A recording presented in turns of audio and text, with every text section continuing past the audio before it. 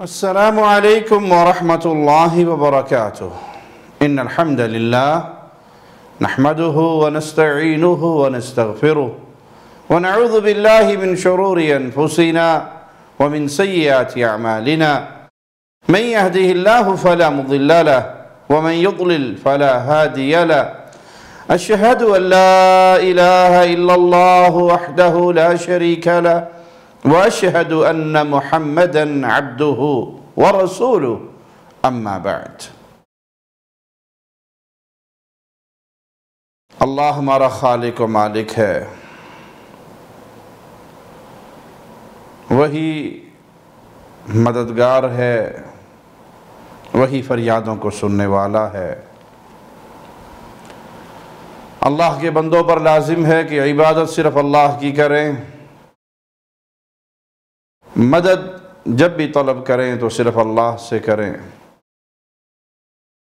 کسی پریشانی، کسی غم، کسی دکھ میں فریاد کریں تو صرف ایک اللہ سے کریں، اس پریشانی کو ٹالنے کے لیے اللہ کے در کے سوالی بنیں۔ تو سوال پیدا ہوتا ہے، کیا مخلوق سے کسی قسم کی بھی مدد نہیں لی جا سکتی، یا مخلوق سے کسی معاملے میں مدد لی جا سکتی ہے؟ تو پہلی بات تو یہ یاد رکھیں کہ جن کاموں میں زندہ مخلوق آپ کی مدد کر سکتی ہے، وہ طاقت رکھتی ہے، تو ان سے مدد مانگنا، سوال کرنا، اس میں کوئی حرج نہیں۔ ارشاد باری تعالی ہے وَتَعَاوَنُوا عَلَى الْبِرِّ وَالتَّقْوَى، نیکی اور پرہیزگاری کے کاموں میں ایک دوسرے کی مدد کرتے رہو۔ قرآن حکیم کے ایک اور مقام پہ غور کیجئے، فَاسْتَغَاثَهُ الَّذِي مِنْ شِيعَتِهِ عَلَى الَّذِي مِنْ عَدُوِّهِ، اس کی قوم والے نے اس کے خلاف جو اس کے دشمنوں میں سے تھا اس سے فریاد کی۔ تو ایک شخص زندہ ہے، آپ کے پاس موجود ہے، آپ کی آواز سن رہا ہے، آپ کی مدد کرنے پہ قادر ہے، اور آپ اس سے کسی مسئلے میں مدد مانگتے ہیں، اس میں کوئی حرج نہیں۔ اس کو سادہ سی مثال سے سمجھ لیں۔ اکثر لوگ کہتے ہیں جی آپ سختی کرتے ہیں، بزرگوں سے نہیں مانگنا چاہیے، پیروں فقیروں سے نہیں مانگنا چاہیے۔ آپ بیگم سے روٹی نہیں مانگتے، آپ بیگم سے کھانا نہیں مانگتے، کپڑے نہیں مانگتے، ان سے کوئی سوال نہیں کرتے، آپ بھی تو غیر اللہ سے مانگ رہے ہیں۔ تو ہم کہتے ہیں کہ جب تک بیگم سلامت ہوتی ہے، زندہ ہوتی ہے، خامن کے پاس ہوتی ہے، تو اس سے ضروریات زندگی میں سوال کیا جاتا ہے۔ لیکن اللہ نہ کرے کسی کی بیگم فوت ہو جائے اہل توحید میں سے، تو وہ کبھی اس کی قبر پہ جا کر نہیں کہے گا کہ اٹھ جا پراٹھا پکا دے، میں نے بھوک لگی تو پھر آگے دوبارہ لمبی پہ نہیں کہے گا۔ کیوں؟ وہ جانتا ہے کہ اب اس کے دنیا والے اختیار ختم ہو گئے۔ چلو نہ مرے، وہ اپنے میکے گئی ہوئی ہو اور یہ اپنے گھر میں اکیلا ہو اور میکے کی طرف منہ کرے کہ بیگم آ جا ناشتہ دے دے، کوئی عقل مند موحد ایسا نہیں کرتا۔ جن معاملات میں وہ موجود ہے، آپ کے پاس ہے، آپ کی آواز سن رہی ہے، جو آپ مانگ رہے ہیں وہ دینے کی قدرت بھی رکھتی ہے، اس میں ان سے اگر مانگا جاتا ہے، سوالی انسان بنتا ہے، تو اس میں کوئی حرج نہیں۔ حرج کہاں پر ہے؟ جب آپ مخلوق سے ایسے معاملات میں سوالی بنتے ہیں جس پہ قادر صرف اور صرف اللہ ہے۔ جن سے ہم مانگ رہے ہیں ان کے اختیار میں ہی نہیں ہے۔ جیسے مردوں سے لوگ مانگتے ہیں، فریادی بن کر جاتے ہیں،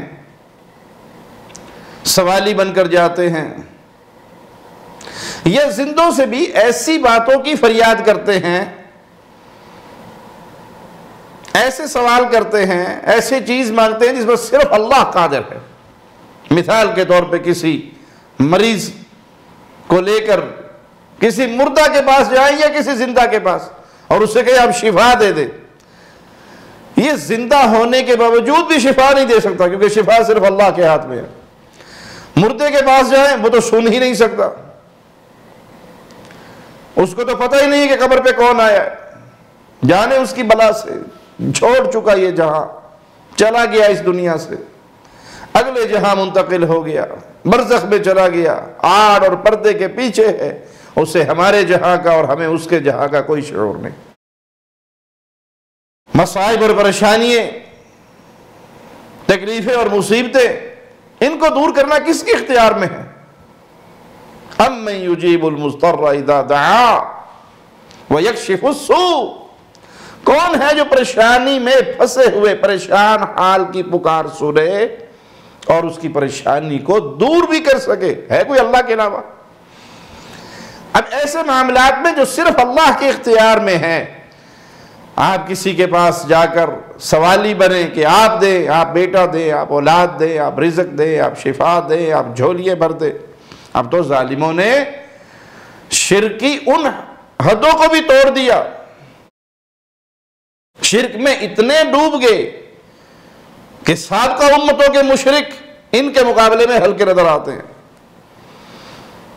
کہ اللہ کی گستاخی کرنے پہ تیار ہو گئے، جو قسمت میں نہیں وہ حسین سے مانگ لو۔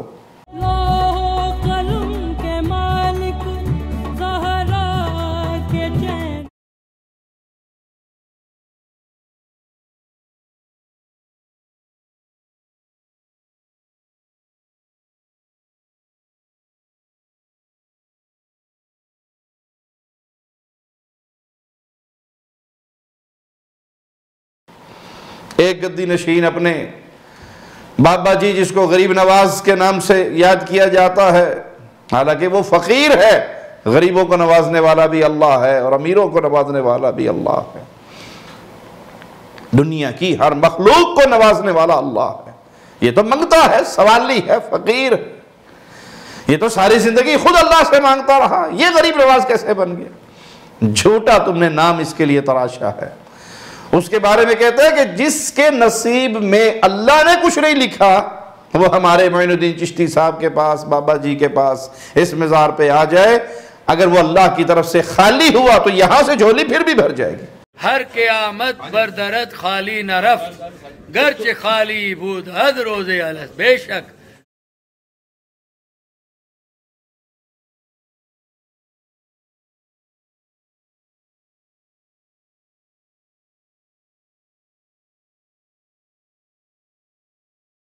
اللہ کی قسم یہ شرک ابو جہل کے اندر بھی نہیں تھا۔ تو ایسے معاملات جس پہ صرف اللہ قادر ہے، مخلوق سے مدد مانگنا، اس سے فریاد کرنا، یہ ناجائز ہے اور یہ شرک اکبر ہے۔ نبی کریم صلی اللہ علیہ وسلم کے دور میں ایک منافق تھا جو مسلمانوں کو تکلیف دیا کرتا تھا، تو بعض صحابہ نے کہا کہ چلو رسول اللہ صلی اللہ علیہ وسلم کے پاس چلتے ہیں اور اس منافق کے سلسلے میں آپ سے استغاثہ کرتے ہیں۔ تو اس پر اللہ کے پیارے حبیب علیہ السلام نے فرمایا اِنَّهُ لَا يُسْتَغَاثُ بِي وَإِنَّمَا يُسْتَغَاثُ بِاللَّهِ، مجھ سے فریاد نہیں کی جا سکتی بلکہ اللہ تعالیٰ سے ہی فریاد کی جاتی ہے، فریاد مجھ سے نہیں کی جائے گی۔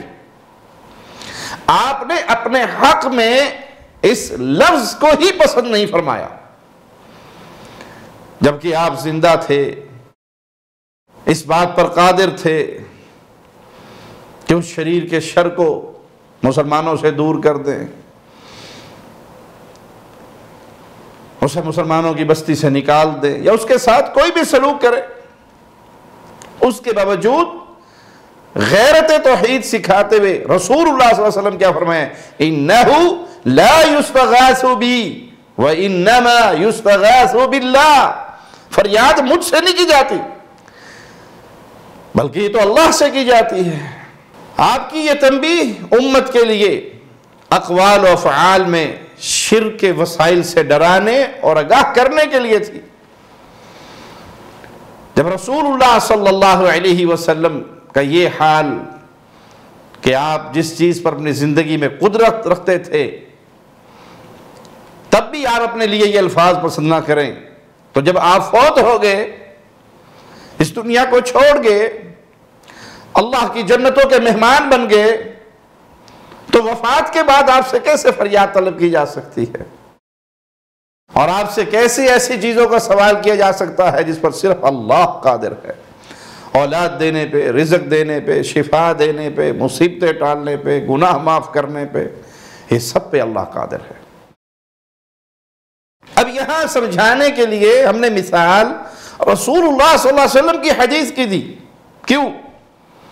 جب آپ کو یہ مسئلہ سمجھ آ جائے کہ امام الانبیاء، امام کائنات، امام اعظم محمد الرسول اللہ صلی اللہ علیہ وسلم کسی کو اولاد، رزق، شفا نہیں دے سکتے، یہ سب اللہ کے اختیار میں ہے، آپ نے اپنے لیے اس الفاظ کے استعمال کو بھی پسند نہیں فرمایا، تو ہے کوئی دنیا میں کوئی اور مائی کا لال جس کے سامنے جا کے سوالی بنے اور وہ یہ کچھ دے سکے؟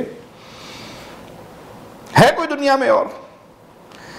آج تو شرک نے ایسے دروازے کھولے ہوئے ہیں، اتنے گھٹا ٹوپ اندھیرے ہیں شرک کے کہ امت اس کے اندر دب کے رہ گئی ہے، قرآن کے نور سے دور، حدیث کے نور سے دور، علماء کی مجالس سے دور، بس انہی ملنگوں، پیروں، فقیروں، گدی نشینوں، مخدوموں کے چکروں میں پھنسی ہوئی۔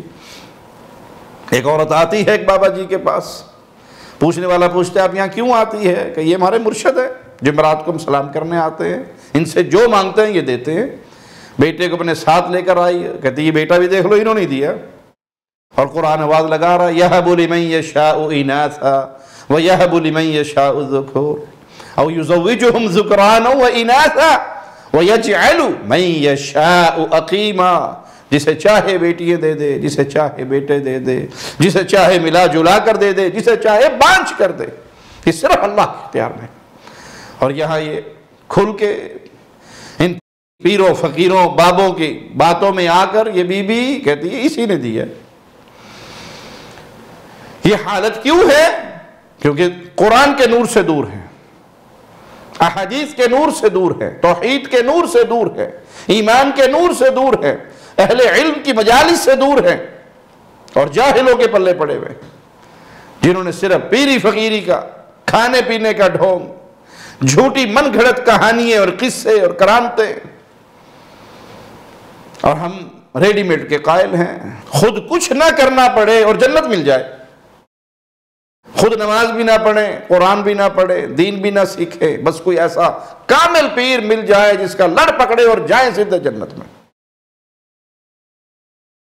پیروں کو اور کیا چاہیے؟ انہوں نے ریڈی میڈ سب کچھ ٹکٹ رکھے ہوئے ہیں، جنت کا ٹکٹ چاہیے وہ لے لو، یہ غوث پاک کا، یہ فلاں حضرت کا، یہ فلاں بابے جی کا، یہ فلاں شیخ جی کا، یہ فلاں مرشد جی کا، یہ فلاں حضرت جی کا سلسلہ ہے، اس میں آ جاؤ، بس ہمارے سلسلے میں آنے کی دیر ہے۔ غوث پاک نے اللہ پاک سے وعدہ لیا ہوا ہے، میرا مرید اس وقت تک نہیں مرے گا جب تک وہ سارے گناہوں سے توبہ نہ کر لے، اور پھر وہ جنت میں جائے گا۔ یہ جھوٹی کہانیاں پیروں نے سکھا دی، بابوں نے یہ پٹیاں پڑھا دی، توحید کو بھول گئے، اللہ کو ہی بھول گئے، اللہ کو ہی بھول گئے۔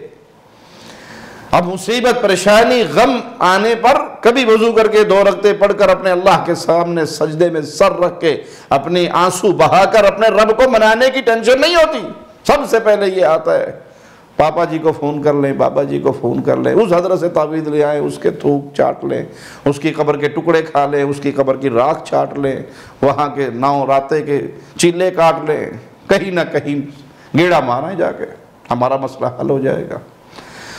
پیارے بھائی، ہمیشہ یاد رکھو یہ مخلوق ہے، اور میں اپنی بات کو دہرا دوں، کوئی یہ نہ سمجھے کہ ہم پیروں فقیروں بزرگوں کی گستاخی کر رہے ہیں، جو اللہ کے اولیاء ہیں ان کا کوئی قصور نہیں، ان کی کوئی خطا نہیں، یہ جو کچھ ہے کس کا ہے؟ ان گدی نشینوں کا چکر ہے۔ اولیاء نے یہ درس نہیں دیا، صالحین نے یہ درس نہیں دیا، انبیاء نے یہ درس نہیں دیا۔ اس لیے جب قیامت کے دن اللہ مالک پوچھے گا عیسیٰ علیہ السلام سے اَأَنْتَ قُلْتَ لِلنَّاسِ، عیسیٰ کیا تو نے کہا تھا علیہ السلام، تو نے لوگوں کو کہا تھا مجھے اور میری ماں کو الہ پکڑ لینا؟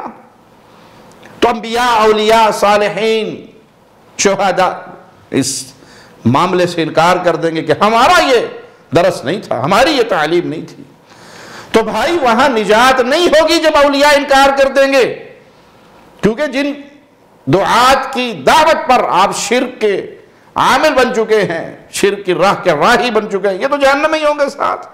معاملہ تو صالحین، اولیاء، انبیاء کا ہے، وہ انکار کر دیں گے، پھر بچت کی کوئی صورت نہیں۔ بچت کی صورت یہ ہے کہ آج توحید کو سیکھ لو، آج قرآن کو اپنی آنکھوں سے، اپنی زبان میں ترجمہ تفسیر سے پڑھ لو، اگر چاہتے ہو کہ قیامت کے دن جہنم کی آگ کا ایندھن نہ بنو۔ اور اللہ کی قسم کھا کر کہتا ہوں، یہ بات آپ کے دل میں اتارنے کے لیے قسم کھا رہا ہوں کہ میرے رب کا قانون ہے، مشرک توبہ کیے بغیر مر گیا جنت میں داخل نہیں ہو سکتا۔ انہو من یشرک باللہ، جس نے بھی رب کے ساتھ شرک کیا، جنت حرام، اس کا ٹھکانہ جہنم، اور وہ بہت برا ٹھکانہ۔ لا یغفر ان یشرک بہ، توبہ کیے بغیر مر جائے مشرک، اللہ کہتا ہے میں نے مشرک کو کبھی معاف ہی نہیں کرنا۔ وَيَغْفِرُ، ہاں میں چاہوں معاف کر دوں، اس کے علاوہ لِمَن یشاء، جس کے لیے چاہوں۔ تو گناہ معاف ہو سکتے ہیں، یا گناہ معاف نہ ہو تو سزا بھگت کے جنت مل سکتی ہے گناہوں کی، لیکن شرک ایسا جرم ہے بغیر توبہ کے مر گئے، نہ تو یہ معاف ہوگا اور نہ اس کی سزا کوئی ایسی ہے کہ وہ کچھ دن، کچھ سال، کچھ مہینے بھگتنے کے بعد پھر آپ جنت میں چلے جائیں، ہمیشہ کی جہنم ہے۔ اللہ اپنی رحمت سے ہمیں اہل توحید میں رکھنا، زندہ رکھنا، موحد رکھنا، موت دینا حالت ایمان میں، اس حال میں کہ تو ہم سے راضی ہو، ہم تجھ سے راضی ہو مولا۔ اقول قولی ھذا واستغفر اللہ لی ولکم ولسائر المسلمین۔ ہر لمحہ قرآن اور سنت کا ترجمان، فضیلت الشیخ توصیف الرحمان۔